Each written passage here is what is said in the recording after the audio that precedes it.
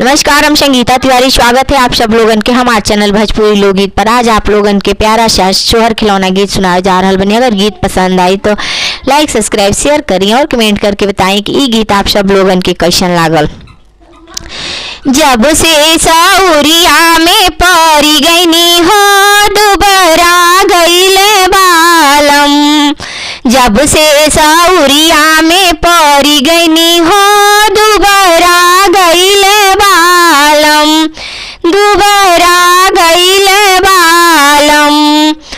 कही तू तई धनी अपने अम्मा बोलैती, कही तू तई धनी अपने अम्मा बोलैती। बस करी चुप रही राहे दी हो दुबरा जइबा बालम।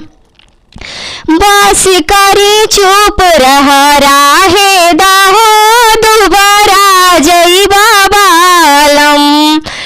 कही तू तई धनी तोहरे अम्मा बोलैती, कही तू तई धनी तोहरे अम्मा बोलैती। चाट करी पाट मोटर कार करा हो तू मोटा जइबा बालम।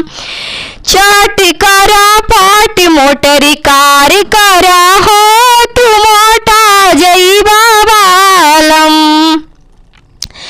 कही तू तई धनी अपन भाभी बोलैती, कही तू तई धनी अपन भाभी बोलैती। बस करी चुप रही राहे दी हो दुबारा जइबा बालम। कही तू तई धनी तोहर भाभी बोलैती, कही तू तई धनी तोहर भाभी बोलैती। चाट करा पाट मोटर कार करा हो तू मोटा जइबा बालम। चाट करा पाट मोटर कार करा हो तू मोटा जइबा बालम। कही तू तई धनी अपन दीदी बोलैती, कही तू तई धनी अपन दीदी बोलैती। बस करी चुप रही राहे दी हो दुबारा जइबा बालम। बस करा चुप रह राहे दहो दुबारा जइबा बालम।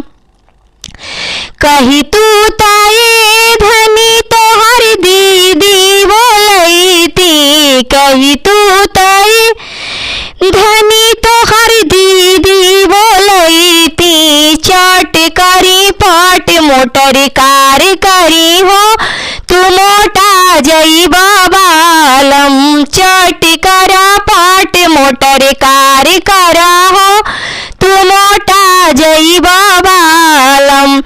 जब से साउरिया में परी गईनी हो दुबारा गईले बालम। जब से साउरिया में परी गईनी हो